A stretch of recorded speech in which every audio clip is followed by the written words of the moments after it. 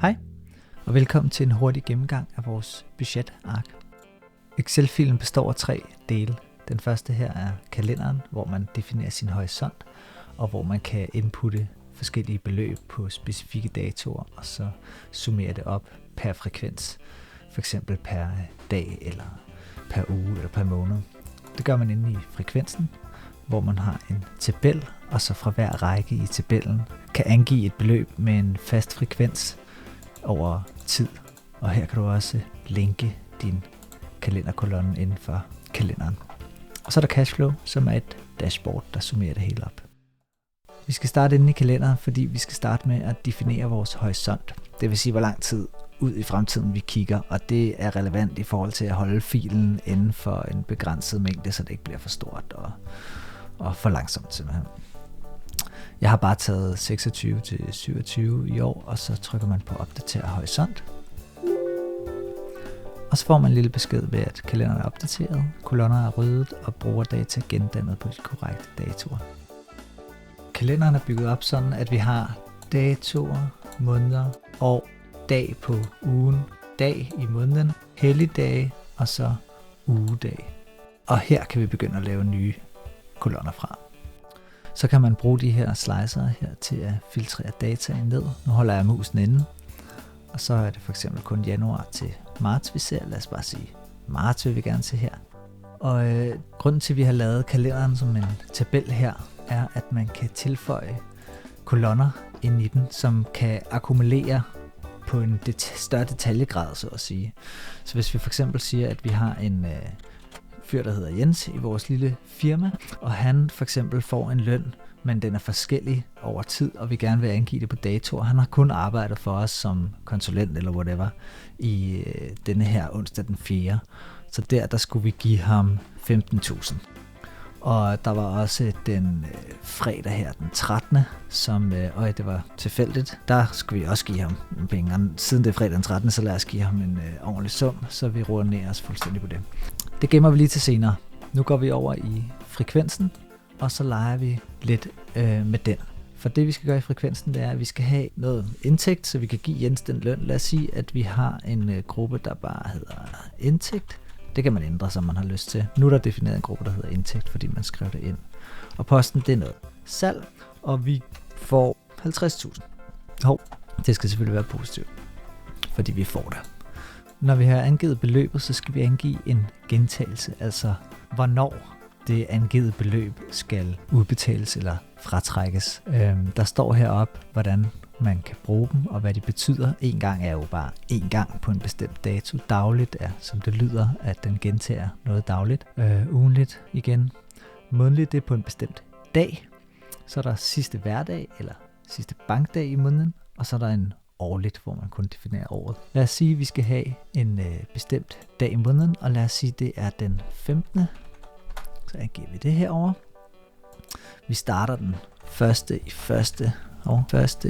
første 26, og vi vil gerne slutte det den 31. i 3. 26, for det forløber så kun over 3 måneder det her salg. Så har vi vores udgift, som var Jens. Det var hans løn, kan vi sige. Beløbet har vi jo lagt inde i kalenderen, så i stedet for så linker vi Jens ind i her. Så blev den mørklagt beløbet. Og den her gentagelse, den summerer så de lønninger, eller de beløb, man har lagt ind i kalenderkolonnen, man har linket på det angivende gentagelse. Så hvis man for eksempel vælger sidste hverdag i måneden, så tager den alt fra den forrige sidste hverdag i måneden til den nuværende sidste hverdag i måneden, og summerer dem op og placerer på den sidste hverdag i måneden. Men det gider vi ikke have for Jens, fordi han skal have sine ting på en bestemt dag. Det vil sige, dagligt er den, vi bruger. Vi starter bare den første i 26, og slutdatoen lader vi være åben, for så tager den bare horisont slutdatoen. Nu opdaterer vi vores budget. Og så kan vi se herinde i vores cashflow-diagram, at vi har vores grupper liggende inde, vi kan filtrere på, og vi har vores poster, vi kan filtrere på. Hernede har vi en tabel, der visualiserer det, Og ud fra hver datoangivelse her har vi et lille plus eller et minus. Det betyder, at vi ligesom kan pakke dem ned her, så vi ikke behøver at se præcis, hvad der sker i marts, men at vi kan bare se sådan det overordnede. Vi kan se, at Jens han fik 60.000 faktisk i marts, og så kan man se, hvordan de er fordelt ud på datorerne. Hvis vi kigger op i cashflow-arket, så kan vi se, at hvis vi starter i januar med at få 50.000 og fortsætter til 100.000, så skal vi betale Jens det første stykke, så kommer vi herned til 85.000, og så det andet stykke, så kommer vi ret langt ned til 40.000, og så bliver vi så betalt igen. Så det er den måde, man kan se, hvordan cashflowet i arket forløber. Og det er jo forholdsvis simpelt sat op det her, kan man sige, men lad os prøve at putte en ny medarbejder ind, som er lidt mere kompliceret end Jens. Lad os sige, at vi har en ny udgift. Det er også en løn. Og beløbet det her, det er ikke helt let heller, det her beløb at sætte ind. Beløbet er nemlig sådan afhængig af, hvordan personen her arbejder. Lad os sige, at personen hedder Ulla, og skriver vi heroppe i stedet for. Hun får en løn, der hedder 8 timer gange 250 i timen for eksempel. Så gør vi den lige negativ. Sådan der. Denne her løn, den skal være på dage, hvor vi har angivet Ullas løn. Så hvis vi siger her, at vi har Ullas vagtplan, og der kan hun for eksempel, så kan vi skrive fri den her mandag, og så har hun vagt. Og hernede har hun også vagter.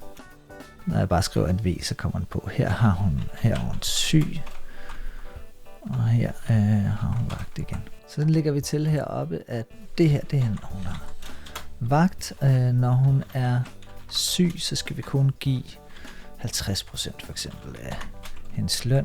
Den her gange 0,5. Så lægger vi her ind i hendes summeringskolonne, og der bruger vi bare en helt normal sum F-formel.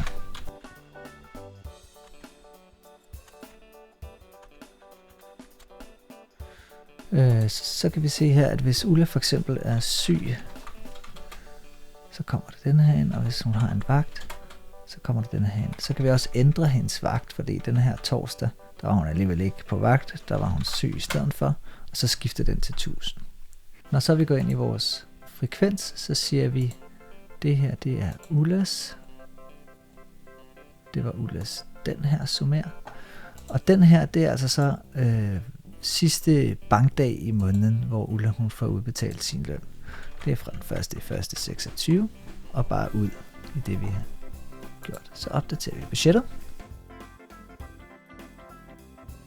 Og så kan vi se her i lønudgifter, at der bliver betalt 27.000 ud den 31.3.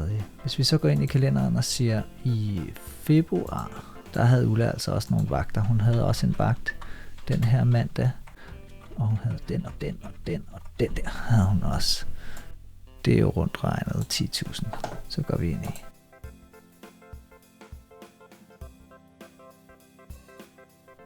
Sådan der, så kan vi se her i februar, der er der udbetalt løn for 10.000 kroner her. Det er udbetalt den sidste bankdag, som er den 27. jan. Jeg kan lige vise her til sidst, hvordan vi omdefinerer grupper og poster, så vi har mulighed for at filtrere fra, hvis vi laver udgifterne om til løn. Og så siger vi konsulent og fast i stedet for på Ulla og dem opdatere. Så kan vi se, at posterne de blev omdefineret sådan, så at vi kan filtrere for eksempel konsulenten fra. Nu holder jeg control nede, og så filtrerer jeg konsulenten fra, så det kun er vores faste og vores salg, vi kan se i vores budget. Så sådan hænger det sammen.